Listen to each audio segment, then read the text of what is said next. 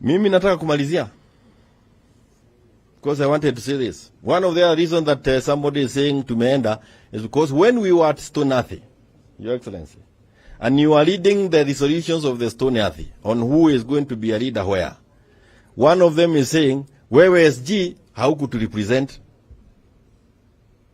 And I've been telling the person, when our leader is speaking, kama sasa atakuja ongea hapa, na wewe usimame pale unaanza kumjibu, hiyo sio kuongea. That is heckling.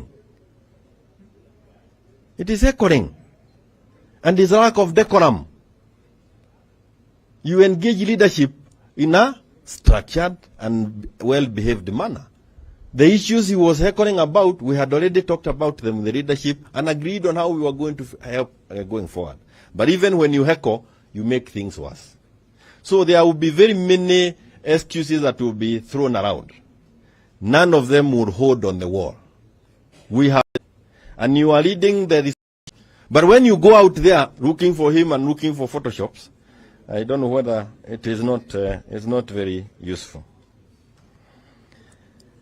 Mimi nataka kumalizia, because I wanted to say this. One of the reasons that somebody is saying tumeenda is because when we were at Stone Earth, Your Excellency, and you are leading the resolutions of the Stone Earth on who is going to be a leader where, one of them is saying, wewe SG hauku to represent. And I've been telling the person, when our leader is speaking, kama sasa atakuja ongea hapa, na wewe usimame pale unaanza kumjibu, hiyo sio kuongea. That is heckling. It is heckling. And it's a lack of decorum. You engage leadership in a structured and well-behaved manner. The issues he was heckling about, we had already talked about them in the leadership and agreed on how we were going to help going forward. But even when you heckle, you make things worse. So there will be very many excuses that will be thrown around. None of them will hold on the wall. We have the two ladies, wonderful ladies here. I mean, this Mheshimiwa, she has come to her mara yake ya kwanza. Na akikuongeza akisema, what is this? You know, if you have been impunge once, twice, 3 times, na huwezi kuona kwamba hii safari kuna watu wanakudanganya, wewe uko na shida. Na ile safari tunaenda ni mzito kuliko hii ya kukubaliana hapa ati namna gani. So we actually want dedicated people. We are not out to kick people out. But if you choose to go to another party, do it decently. Resign, go, let us have a by-election. Those who want you, let us have them landing you on their ticket. Ukishida ni sawasawa, Kenya bado itaendelea. Lakini sio hii maneno ya kurukaruka, unaenda mguu uko nusu, umetuashia mguu ingine pande hii. Ama ile watu wanasema pole, we are together, we may not be together physically but we are together in spirit. Hatutaki hiyo roho ya kuachiwa, hapana, hata hiyo spirit beba. Kwa sababu kituagia hiyo spirit inakuja kusubua sisi and it keeps us not going on. So I want to confirm here that we are here because we are here and it's because we are part of this. And the journey that is ahead of us, we will move with it.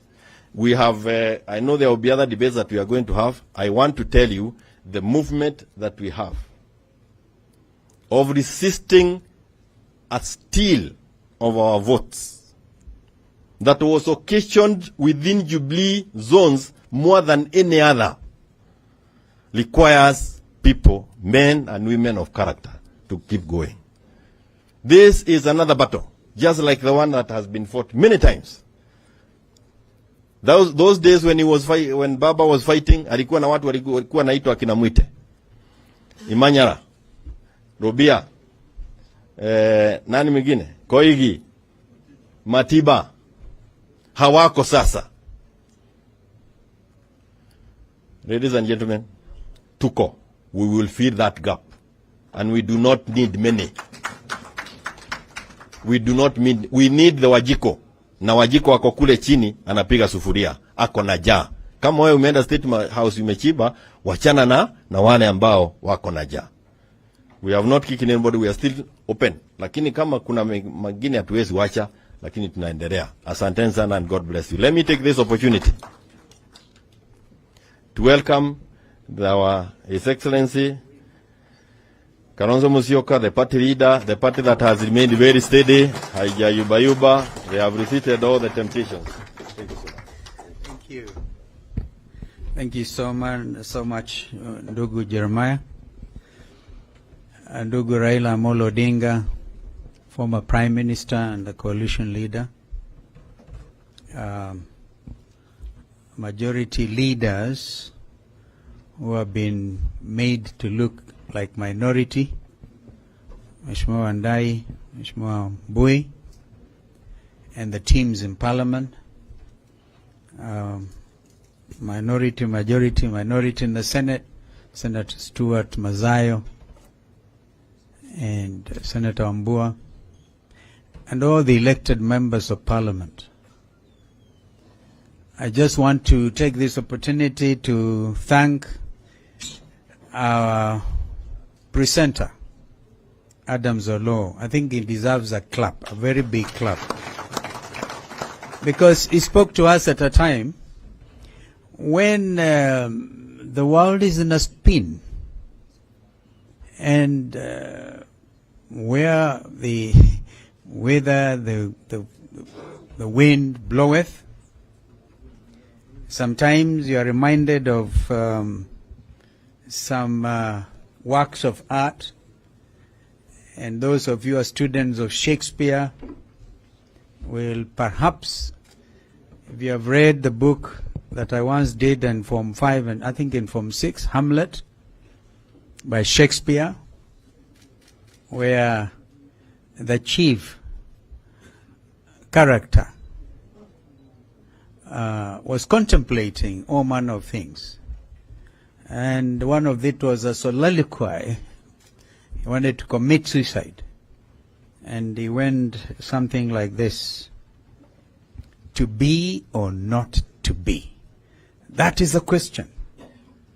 Whether, ladies and gentlemen, it is nobler in the heart to suffer the slings of outrageous fortune, or to take arms against a sea of troubles and by opposing end them. That was Hamlet. And another one said, it was him actually went on to say, time is out of joint, oh cursed spite, that I was born to set it right. Time is out of joint. Ladies and gentlemen, honorable members, as we speak,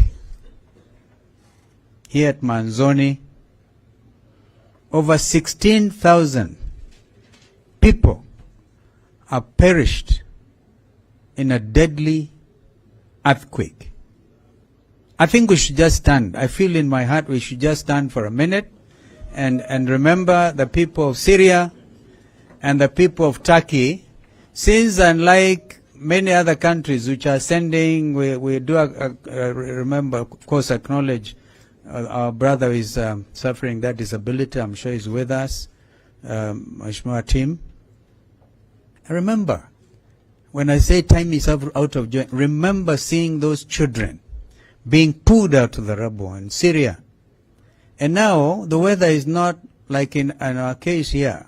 It's cold, biting cold, minus. And apart from those who are perished, others are going to perish because of lack of the wherewithal. Let's remember them. Thank you so much. And as if that is not enough, here at home, we are suffering reversals of our democratic gains. And whoever thought of calling for this retreat, I want to thank the leadership of our coalition and Parliament, because they thought right. Straight from your 2 weeks in Mombasa, was it? And I must congratulate Engineer Zambia, Honorable Kimilu. I just got information today that Wiper members from Makueni were actually received invitation to go to State House. I don't know why they're so selective. Yeah, just add that. and they declined. Politely, because you can send very powerful messages very politely. Because if we are going to make sense of democratic gains, you do not go, as Adam Zolo has put it, cannibalizing political organizations and inviting members without reference to their leadership. It is unthinkable. Therefore, I saw others saying that Wiper is going to State House after our colleagues. I haven't heard anybody saying they're going there. I must thank the member for Mwingi Central, Gideon Mulungi. I'll give him, I'm choosing just an example. He was with us in Kamukunji, in Kibra, and actually went a step further, declared himself a general from his side of the world. But he was invited by Moses Kuria to State House in Mombasa when the president was doing, and I use the word president advisedly, was opening some factory. And so, because there's coal in Mwingi Central, a lot of coal deposits, he was someone to go and explain why him and I don't know why they left Irene Kasalu, the county women rep for Kitui, because I know she has been in the forefront in opposing coal mining in that area because of the current climate change arrangements all over. But Gideon went there, but he did the decent thing. He said, I've been summoned to State House. He called his party leader.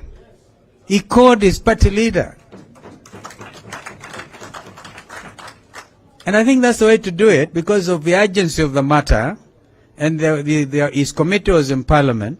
He just had the decency to call me, and I straight away said, please go.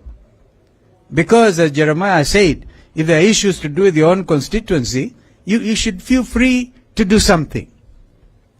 But then there's take that against the negative, the opposite situation of a conspiracy to defraud democracy. A conspiracy to defraud democracy. Last night I was watching CNN, and a gentleman who is German has written a book, Ndugu, which I think we should look for and read. And Adams, please, I want to challenge you to look at that book and make a critique of it.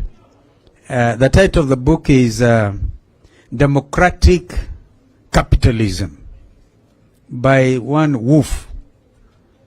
And this morning, listening to BBC and the Director General of the World Health Organization, she was a Nigerian lady, very capable, and been asked, what do you say to the fact that globalization has died? And she said, allow me to differ with you. It hasn't. Of course, we are seeing it, like in the case of Europe, nationalism, European nationalism, and in the case of Donald Trump's America that time, America first, and but NAFTA arrangements, which is Mexico, America, and I think Brazil, or is it Brazil, the NAFTA arrangements out there, Mexico, America, Canada, thank you, is still in place. And we have in our region, of course, the building blocks towards African unity, the Abuja Declaration, if you remember, if some of you have looked at that. And therefore, the fact that we are strengthening regional integration as within East African community, that's why we're seeing the East African national anthem. I don't think we are cannibalizing our approach to regional unity. But Brexit, perhaps, was to blame for that kind of impression. And somebody last night was saying, Europeans, and actually quick to say, when President Zelensky makes a surprise visit to visit Prince Charles and the House of Commons and addresses them and asking, in fact you are reminded of what Churchill once said during the Second World War, when he went to the US and said, give us the tools and we'll finish the job. I'm saying this as a background to what I'm just about to say. That as a nation, welcome sana ndugu Eugene Wamalo. Tumpigie makofi. And DAP and I think Kanu are really represented. When I heard them saying Kanu is going to State House, I started laughing. So, fellow Kenyans, because you are leaders, if you're not careful, you're going to follow. You're going to find your own constituents ahead of you. And that's where they are. We saw that in Jacaranda. I saw that in Kibra. You're most likely going to see that in Mavoko tomorrow. And therefore, as a leader, you need to ask your question. Do you want to lead or you want to be led by your own people? Something is grossly wrong with our country. But I draw a lot of satisfaction out of the fact that Constitution 2010 is in place. And so, if it was not that for Constitution, some of us would be in detention, for sure. Therefore, Adams, those of our fellow countrymen who struggled for democracy in this country remain our heroes today. Because of them, we have now established a tradition where even if you are president, Ndugu Raila, if you are the president today, you will require William Ruto as leader of the opposition. I saw last night during the address of the State of the Nation by President Joe Biden, perhaps the biggest democracy in our Constitution, 2010, is fashioned in a very straight way, very strong way along the American Constitution. He had to go there and plead with the Speaker, who is Republican, after Nancy Pelosi left. You know, the Republicans have gotten the leadership of the Congress. Now, William Ruto and his people did not have to cannibalize our majority.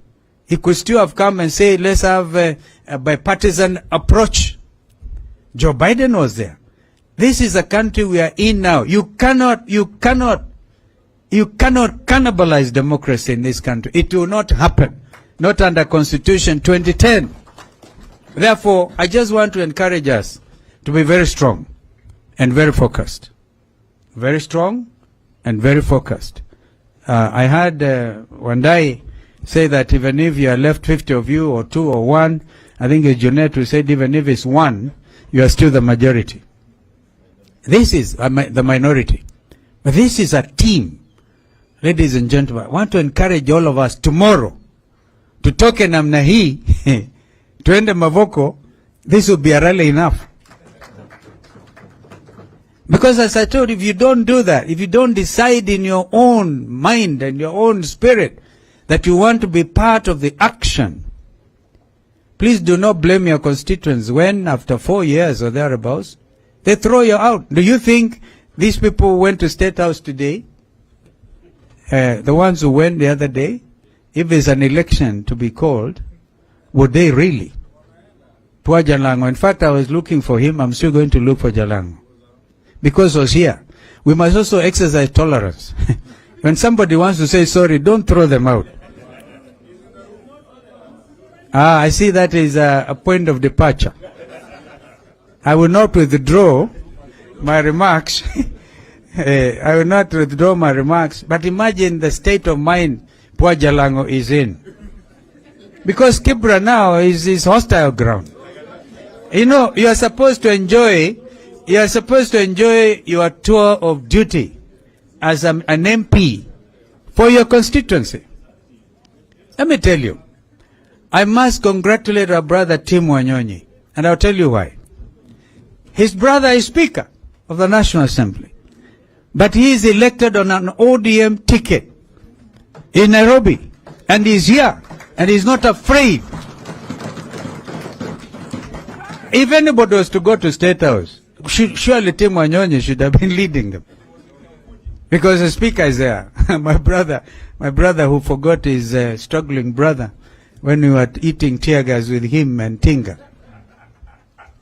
My friends, time is extremely of the essence. What you decide to do out of Manzoni today and tomorrow may shape your future positive progression in elective politics. And don't say you are nominated, because even then you may want to run at some stage. So I want to thank all of you for standing firm. This is a time to stand very firm and stand up and be counted. An opportunity like this is very rare, where leadership is expected of you. Please do not allow so that it will be said the 13th Parliament was the Parliament that brought down the democratic gains that this country had made. So, mimi sitaki kuongea sana, because I just wanted to share those thoughts before I invite my brother Eugene to come and greet you. And so, you know, this was your retreat, actually. So I thank you for inviting me. Thank you so much. You know, you didn't have to invite me, because it's your retreat. Eh? Nani anaomba kura?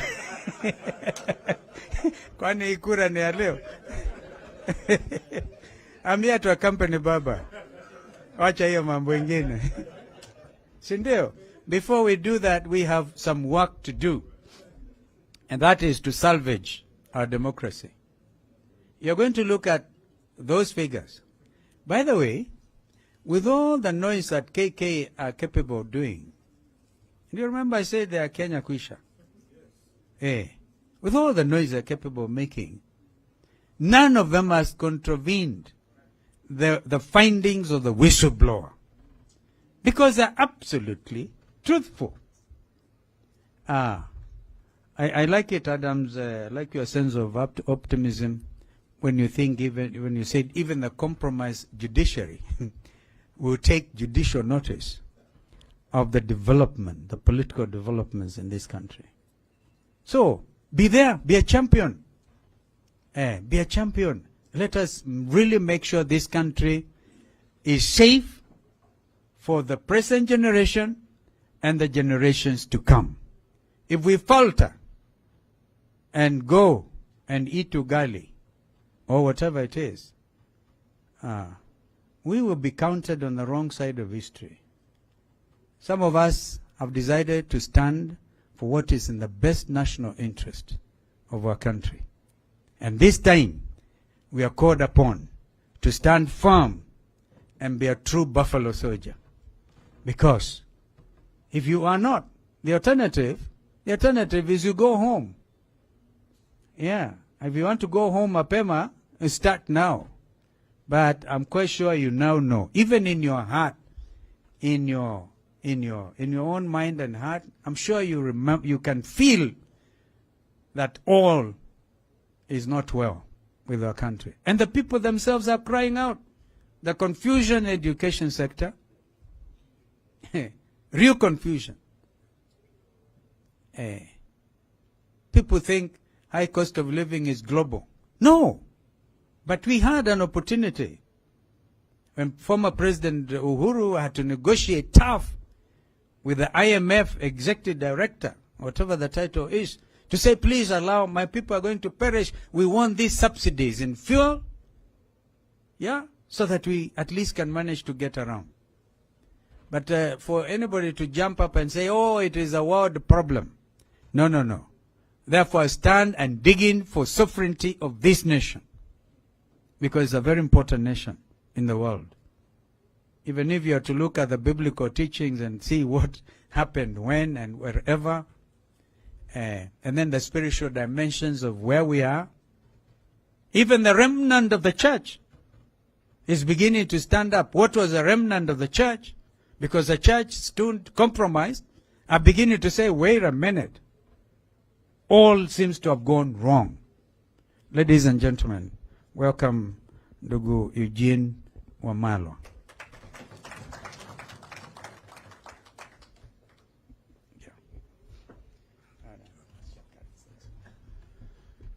Thank you very much, Honorable Stephen Kalonzo Musyoka, the Honorable Raila Odinga, my brother Kioni, Honorable members of our National Assembly and the Senate, good afternoon. The danger of coming late is that you might either be irrelevant or you might be repeating what has already been said. So I don't want to say much, and just to give my apologies for arriving late. We had a very tragic accident just a few hours ago, in the last 24 hours. And our executive director of the Democratic Action Party of Kenya, one Colonel Benjamin Mwema, passed away. And we had just been with him. He was with us in the Azimio rallies. And he was driving home. And on Thika Road, there was an accident. So they were just doing the postmortem. The burial is tomorrow. That is why I was late. I should have been here much earlier. Actually, the gentleman comes from Machakos County. Many of you know him.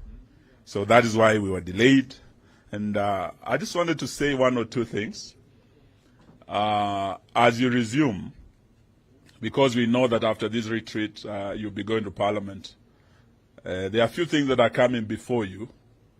For me, there is one that is a matter of great concern, and I really wanted you to look at it. It concerns devolution. It concerns our counties. And I think there will be a petition for additional counties. That petition is targeting certain counties, and I believe the Honorable William Ruto is fully behind that petition. It's targeting to divide the county of Trans Nzoia, the county of Bungoma, to create Mount Elgon County.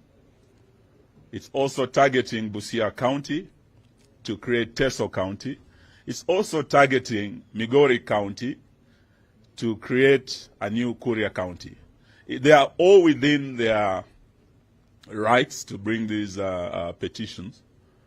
But the real issue that is on the ground now, coming from this part of Kenya, where the three counties are likely to be created, you can feel already this driving a wedge between communities. And those who were in support of this constitution, the 2010, I can tell you for sure that those in State House were not part of that progressive movement that fought for devolution, that brought about this constitutional devolution. There are those who oppose that are there, and they do not have the interest of devolution at heart. They do not, or they are not doing this to advance the objects of devolution under Article 174. They are doing it for political expediency. When you look at the 47 counties and the results, our candidate Raila Odinga won the majority counties, over 24 counties, went blue. William Ruto won, I think, were they 21 or so? But he's trying to see how to create additional counties for 2027 purposes. And the three, I'm sure he is, of course, persuading the minority communities that he will protect them. And if we make that mistake, we would have opened the Pandora's box when we create ethnic-based counties. Where will you stop? Because beyond those communities, there will be now a demand by clans, there will be a demand by many of the marginalized.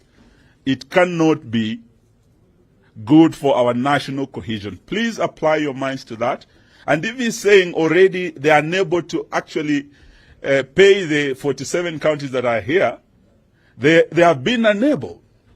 From October, counties have not received their money. Gachagua is saying they have no money to give the 47 counties. Ati hata wakimchapa matako yake hakuna pesa itatoka. Yes, so I'm told there's a likely impeachment. Sasa, I just wanted to leave that with you so that you see how to drive that agenda to defend devolution, so that if there's anything, we should be looking at additional resources going to those counties, so that we build democracy from the grassroots, and we turn our counties into engine of socio-economic transformation of our country. If we are talking, if they really believe in bottom-up, devolution is the real bottom-up, and that is where the focus should be. Sitaki niseme mengi kuliko hapo. I just want to wish you well, but to also tell you that what is happening now reminds us of the dark KANU days. We went to a function in Kibra. By the time we were leaving that rally, because some of us have been seen very committed on this side, we have been targeted. You've heard about what happened to my brother Matiang'i last night, and Baba, we must really thank you for being there for him. In fact, I want, after we finish, I want you to know my house in case it happens to me also, please. Because I'm told there's a list. Those of us who are ministers in Uhuru's government, who are close to Uhuru, they are not just targeting Uhuru, they are targeting us as well.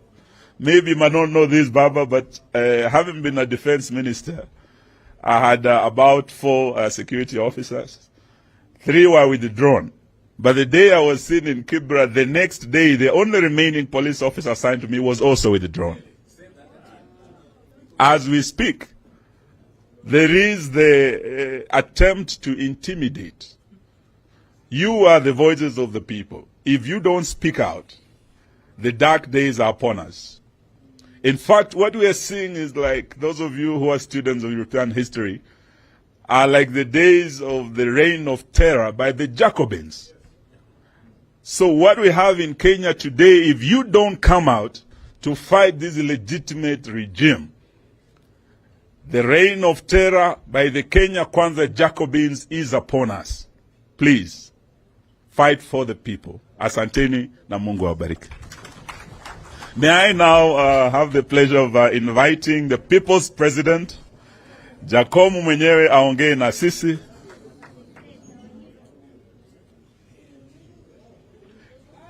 Karibu, Your Excellency.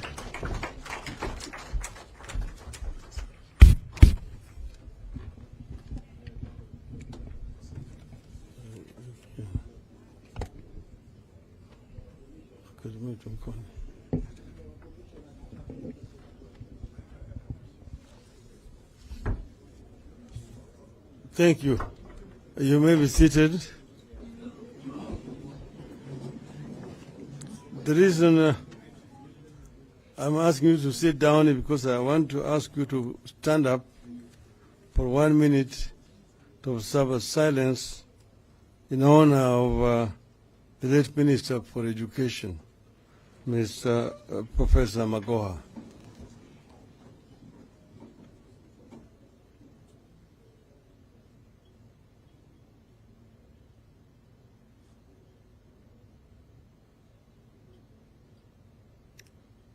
Thank you. Thank you.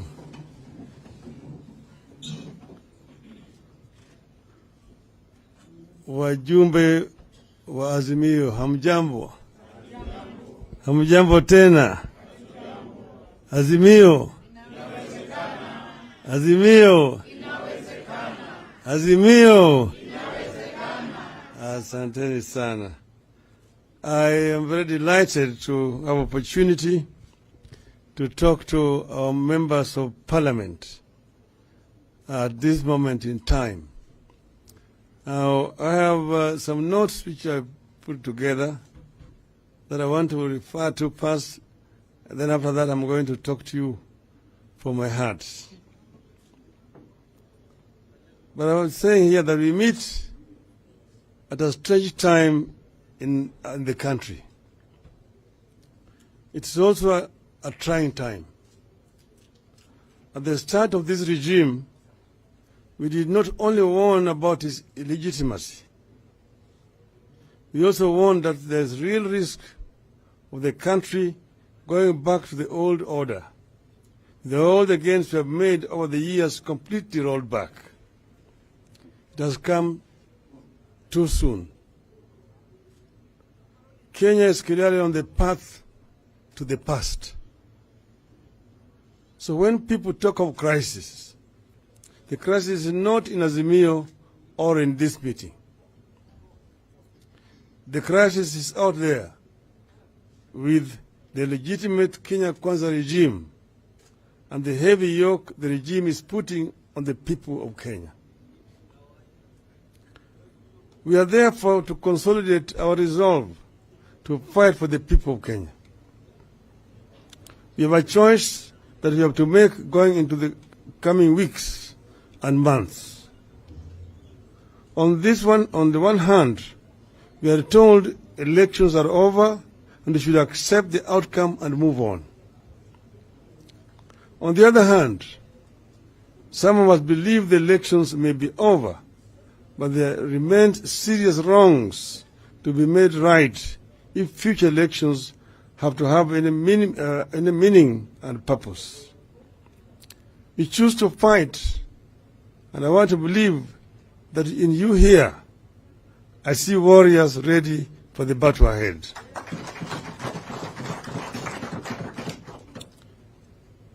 There are many freedoms we have to fight for on behalf of Kenyans. Today, I want to interest you in just two. One is the two freedoms we have to prioritize.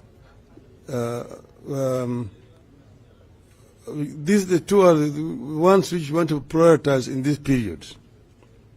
First, there is social and economic freedom of the people of Kenya. Kenyans are hurting. They demand and deserve economic justice. Secondly, electoral freedom.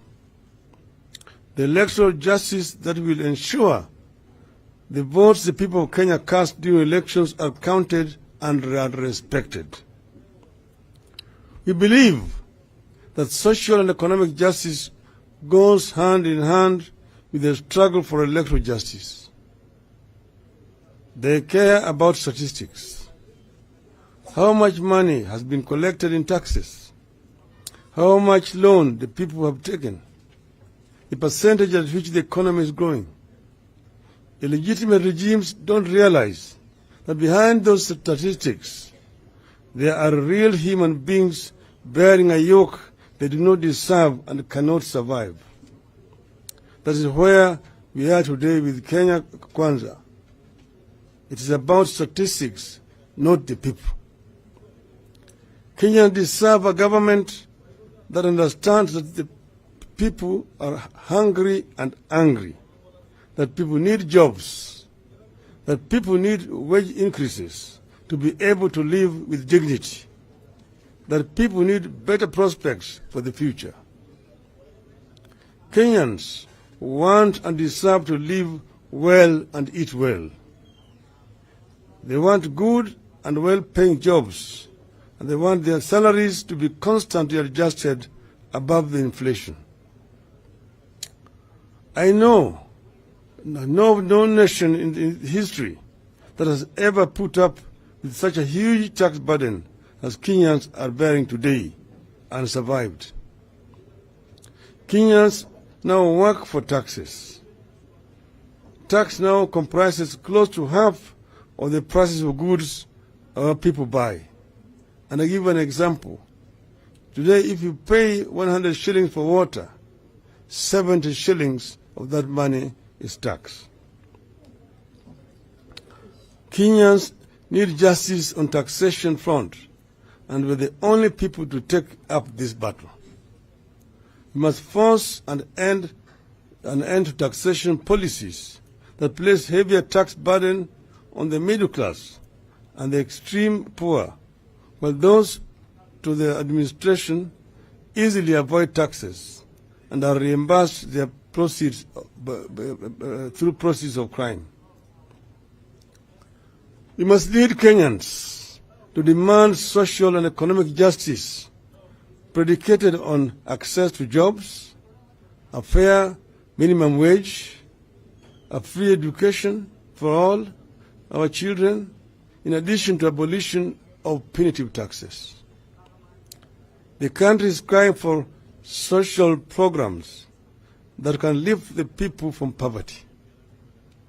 We cannot accept as normal that millions of our people have nothing to eat and that their poverty is being weaponized and politicized to give legitimacy to a rudderless and illegitimate regime. The time has come for the full implementation of social and economic aspect of the Bill of Rights in our Constitution, and we must lead that push. Kenyans deserve some guaranteed minimum income during these tough times. The social protection programs, which guarantee a basic monthly income, must be reinstated and expanded. In our push for social and economic justice for the people of Kenya, we must also strongly oppose plans to sell off state-run parastatals and ensure these entities serve the public good rather than lining the pockets of individuals in government. With regard to electoral justice, we must return this country to the ideal that the government is beholden to the people, that it has no other source of power except the people. The people express their preferences through the ballot, and that the preferences made at the ballot must be respected. As I have said before, Kenya has become a laboratory for bad election practices that others borrow around the continent. An organized elite keen to protect narrow selfish interests has forged strategic alliances and captured strategic systems and institutions with the sole purpose of subverting the substance of elections. As a result, the majority is at the mercy of the minority with regard to free, fair, transparent, and credible elections. People wake up at dawn, stand in long queues to cast their ballots, but they end up with the results that indicate their votes were not counted and did not count. Economic and electoral justice must be seen to be intertwined. We must pursue them with the resolve, the courage, the sense of urgency, and the faith that they deserve, and we must do it now. Soon it will be too late. I'll finish those notes.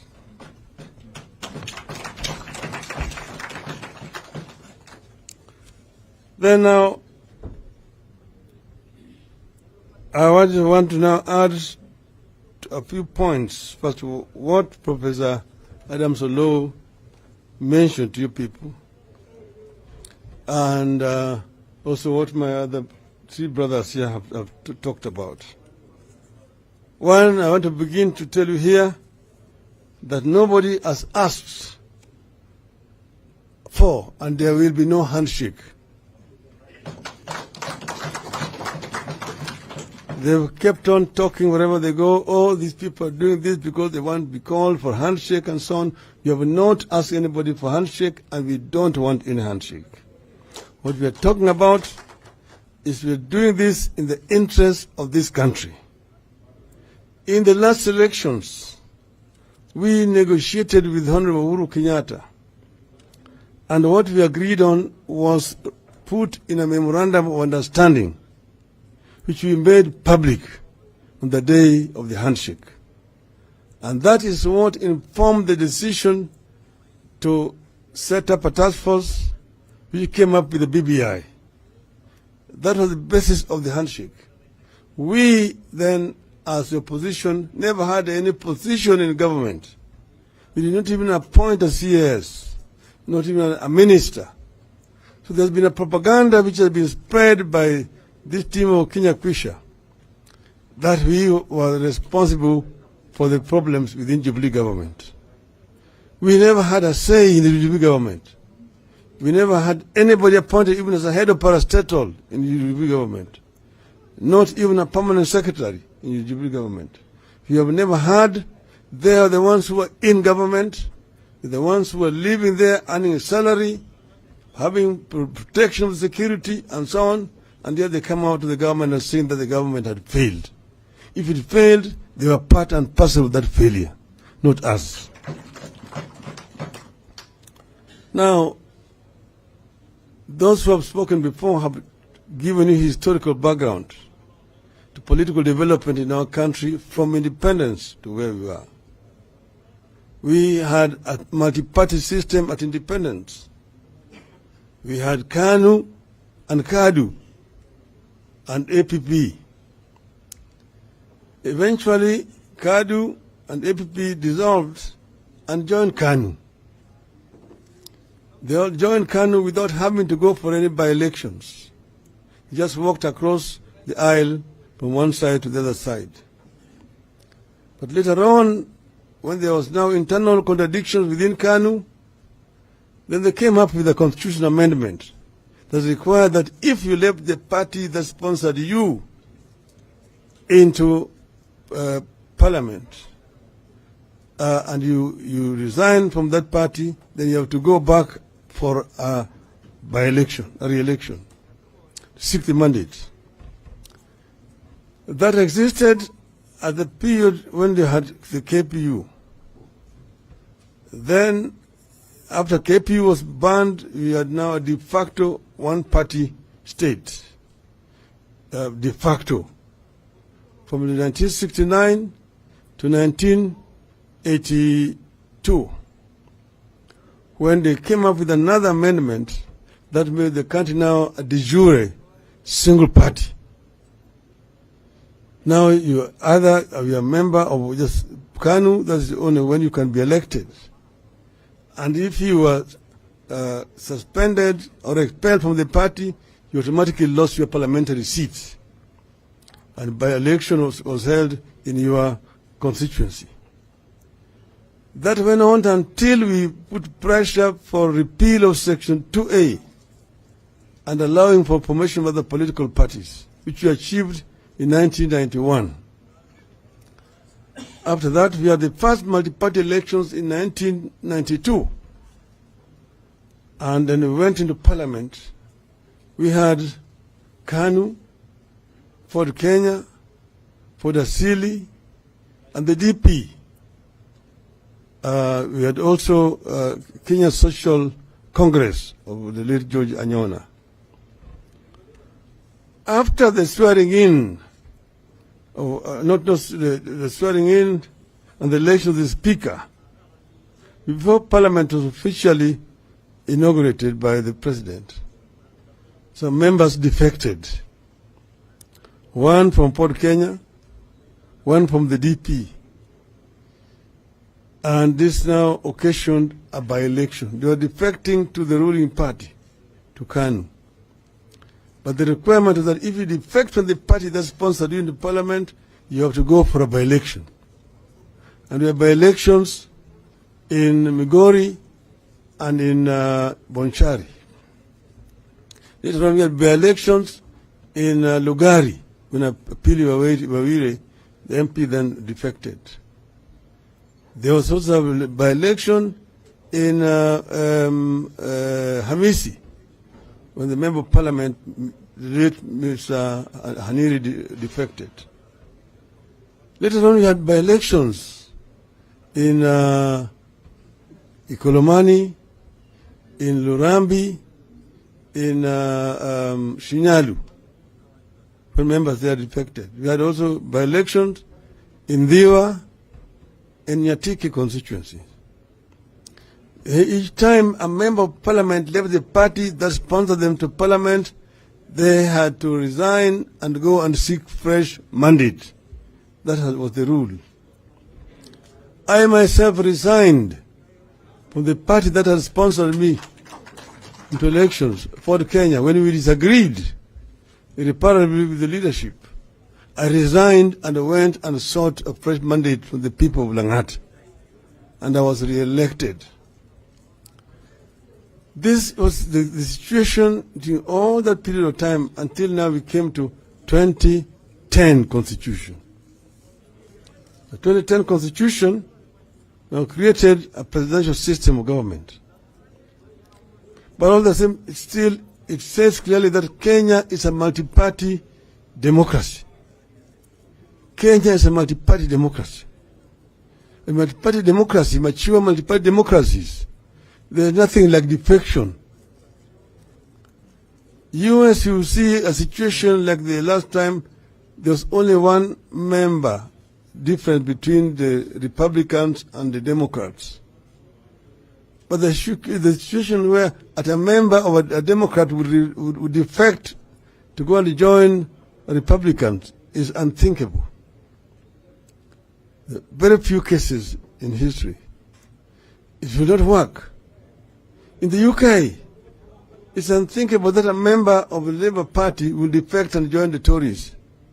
It does not happen. It does not happen. You are elected on this party's mandate and you remain the member of that party unless you are expelled from the party.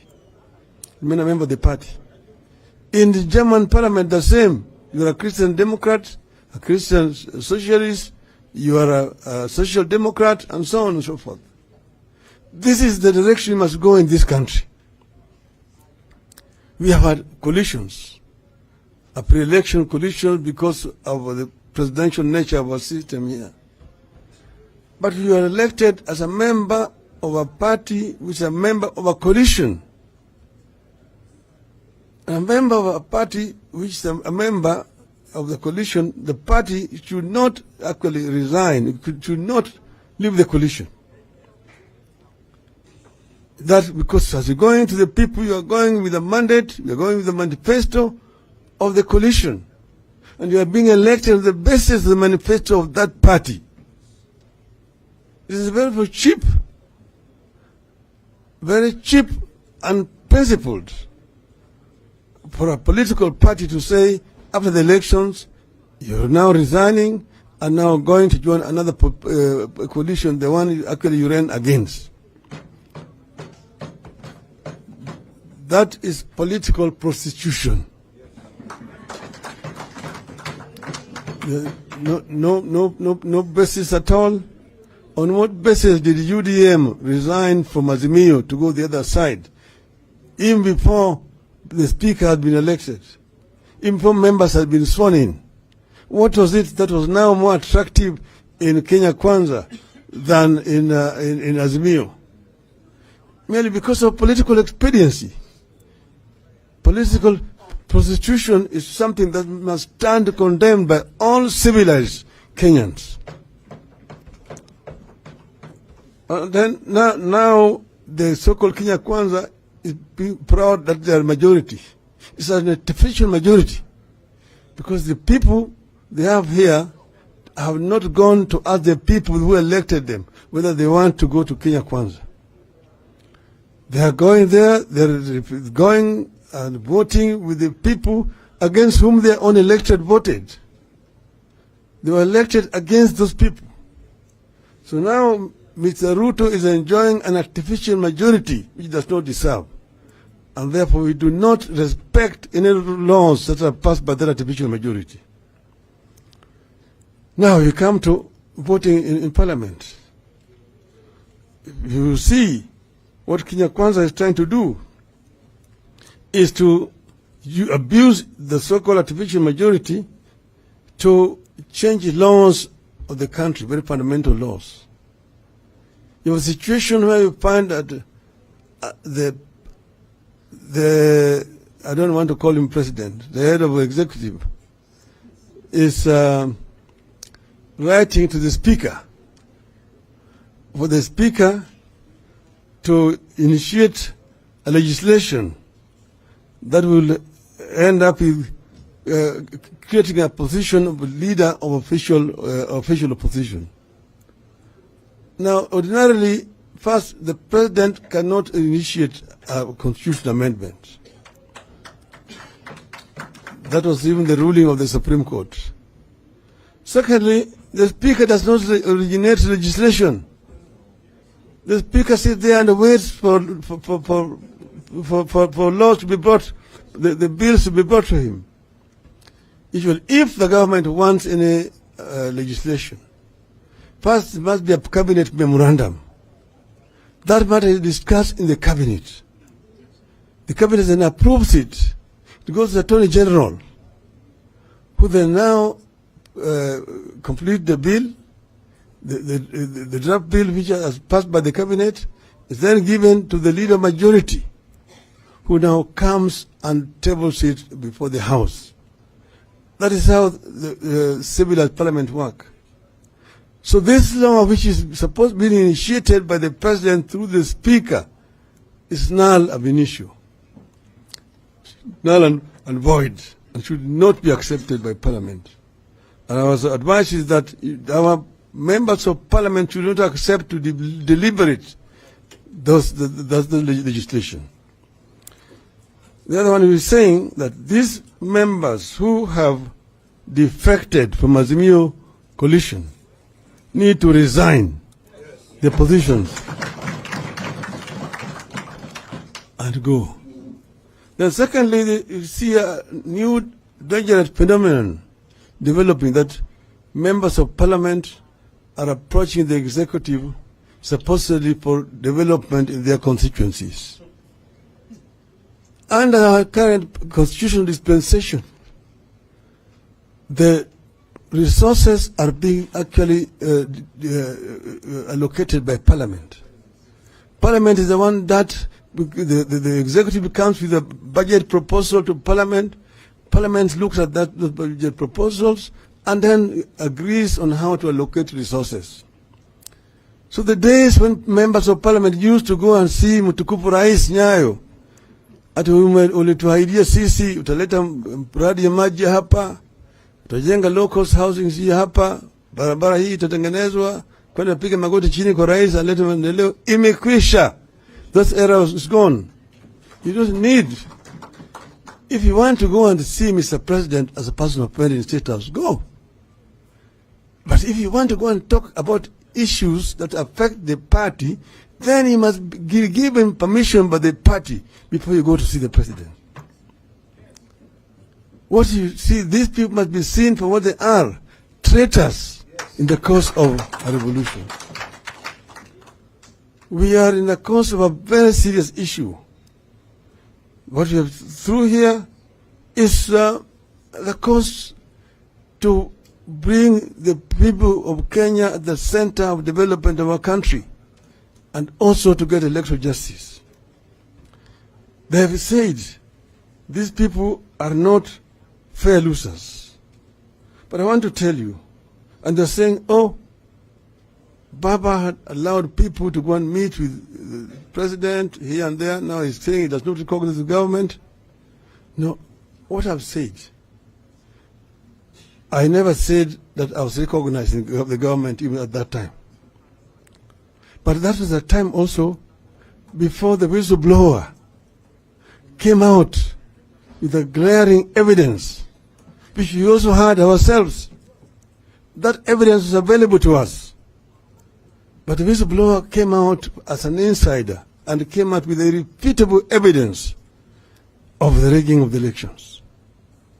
That information which is there, I want to invite you to know, is information that is verifiable. We had ourselves also hired an expert from outside the country. You will remember we were in the Supreme Court. And the Supreme Court, our lawyers demanded that we be allowed access to the server so that we can be able to get authentic information. The Supreme Court said they agreed, but the collusion of one of the judges who was in charge of the ICT, the registrar did not allow our people access to the server. Our experts were there. A letter came from the company that was offering providing the services, Smartmatics, saying that they cannot allow access to the server because that will infringe on their proprietary rights. Here is a company hired by the government, paid paid to provide the technical services for the country. And there's a dispute over the results. And one of the parties to the dispute is asking to be allowed access to the server, because that is where the information went. And the company is refusing to allow us access to the server. And then later on, the Supreme Court comes out and saying, we do not have a case. Now, I think it is important for me to point out to the members here, the structure that was in place on the 9th of August, when Kenyan people went to vote. That structure you had what you call the Kim system. The voters were being identified biometrically. And after they've been identified, they're being given ballot papers to go and cast. At the end of the day, these ballot papers were being counted. And after they've been counted, then the presiding officer at the polling station would enter them in a form that they call Form 34A. That 34A will be completed. Then the presiding officer would sign. And then the agents would countersign. Then the presiding officer would announce the results publicly. And then he would scan those results and press a button to transmit to the server. Then he would paste a copy of the results in a wall somewhere. Then he would go with that Form 34A to the tallying center, constituency tallying center, where there's a returning officer. The presiding officer will come with Form 34A there. And the returning officer will receive 34As. And then it would be added. This is now on Form 34B.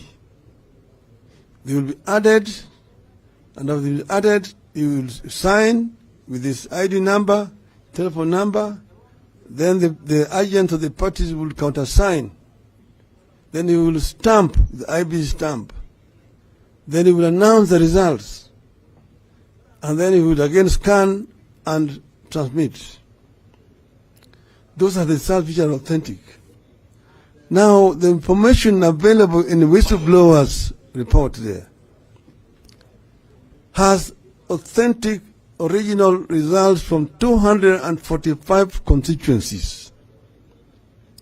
Original, with the IEBC stamp, with the signature of the returning officers, countersigned by party agents, with then ID numbers and their telephone numbers. And there is a barcode also there. That barcode, if you scan, tells you the location, the date, the time when that transmission was done. It cannot be copied. It's authentic. So I want you to know that the report in the IBC whistleblower is authentic report. Authentic information. It shows that at 245 constituencies, Mr. William Ruto got 4.6 million votes. And we got 7.1 million votes. If you add there 45 which were not transmitted electronically, where the returning officers came with the physical forms to IBC Center at Bomas. If you take those results and now add up 245 plus 45, that's 290 constituencies, plus the diaspora, then Mr. William Ruto gets 5.9 million votes, and we get 8.1 million votes. A difference of 2.2 million votes. That is authentic. Cannot be denied, cannot be contradicted. The IBC cannot contradict it. They're just now saying somebody must have probably get crashed in there and got information. That's the investigation they're doing. But they will not come out and say this is not authentic information. And that's why we're saying if you're denying let us have an independent institution like the Commonwealth or the AU to come and access the server and audit it. Audit the server. But on the basis of that information, we are saying, it's not that we are lamenting. If this matter is not rectified, what would be the reason for Kenya to wake up again in 2027 to go to an election? If at the end of it, one madman called Wafula Chebukati, or who has been paid, comes out and says, I'm the returning officer, I'm the one who has been gazetted, I'm therefore the one with the results. Because what happened on that day? Wafula Chebukati left Bomas of Kenya at 5 a.m. claiming that he was tired, he was going to rest. By that time, there were still 29 constituencies left which had not been tallied. He did not come back. By the time he came back at 2 o'clock, he called these commissioners and says that he has got the final results. They asked him, where did you get the results? We have been waiting for you here. Oh, my staff have already tabulated. They say, but how can we? We cannot be part of it because we are still waiting to tally the other constituencies. He says, no, I'm the returning officer. Now the returning officer is going with the 2 other commissioners to make an announcement. Now you have a commission of 7 members. That commission could not be 6 members. It cannot be 2 members. It cannot be 4. It cannot be 8. It cannot be 10. It has been an odd number. That's why there were 7. There could be 9. Now, 4 out of 7, majority say no. Something must be seriously wrong with our nation here today. Because you need to go with the majority opinion. There was a dispute over the results which were announced by Mr. Wafula Chebukati. So we are saying that these matters must be corrected. These matters must be corrected before Kenyans can even think of going for an election. And we are saying that this regime is an illegitimate regime. And that's why I've said, this is the time for politics. You will be told the time for politics is over. Now it's time for development. I believe I'm addressing a team of politicians. If there's a time for politics is over, there's no job for members of parliament.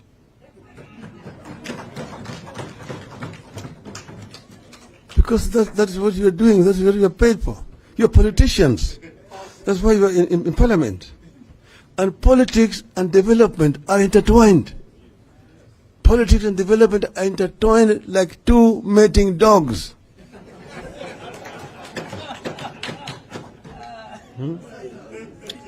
Someshikana.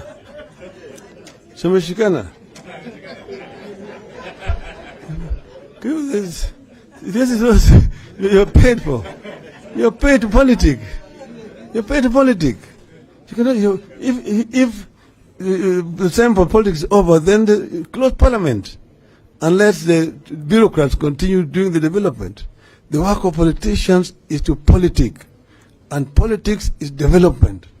And that's why there's no need for politicians to go and beg the executive for development. That is the right of the people of Kenya. People of Kenya pay taxes.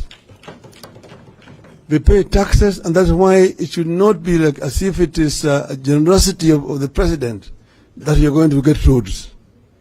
That's because of the president is considerate, you're going to get water. You're going to get health centers. You're going to get affordable housing scheme. That is why you go to national government with a clear mandate, and you also have county government with a clear mandate. And our party, our movement must be seen to be defending devolution.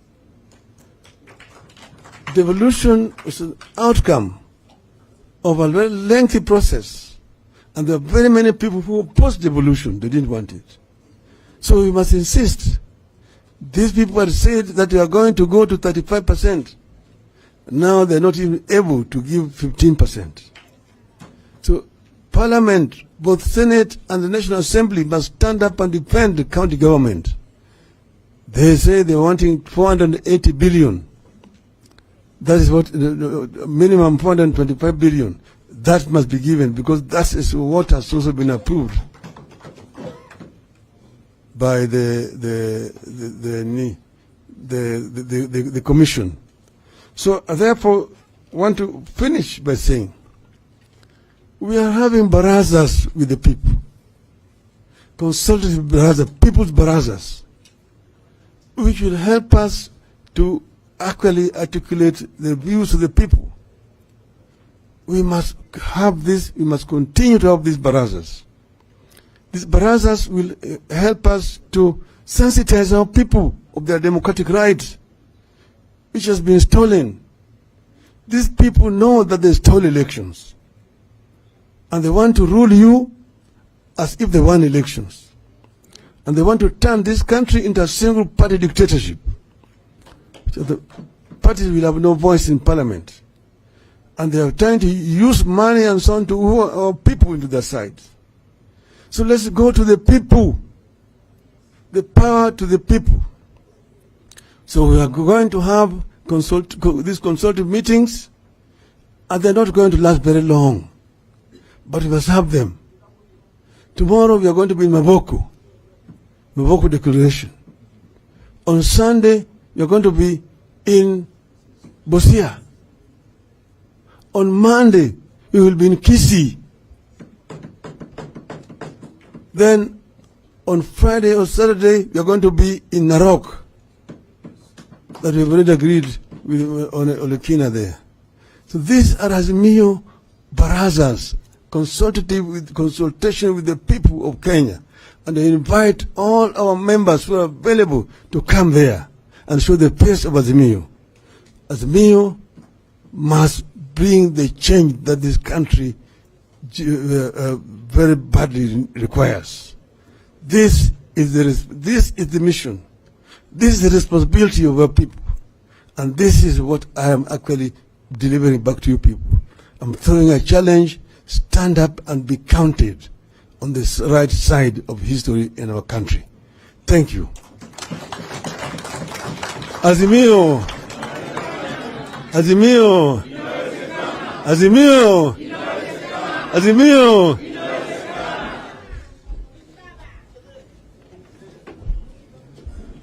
Can we give Baba a round of applause that he surely deserves? Let's just be seated for a few minutes.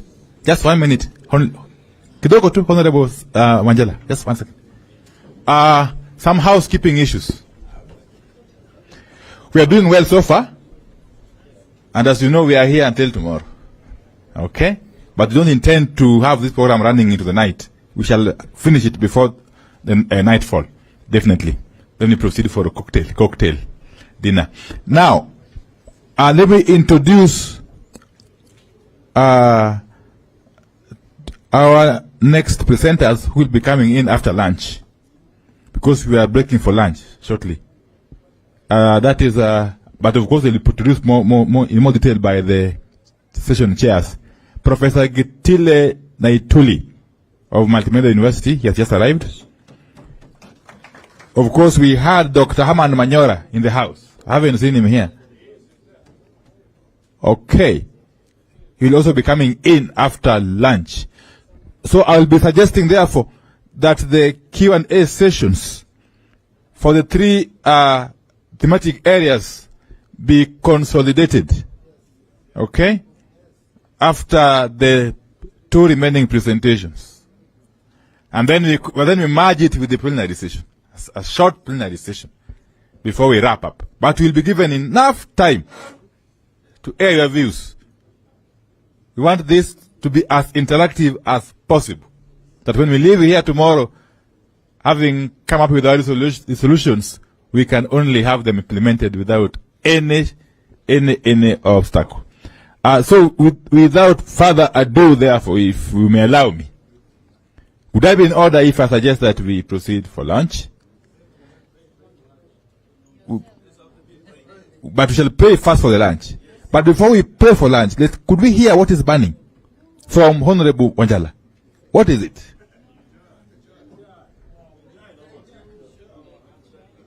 Yes, proceed, Honorable Wanjala.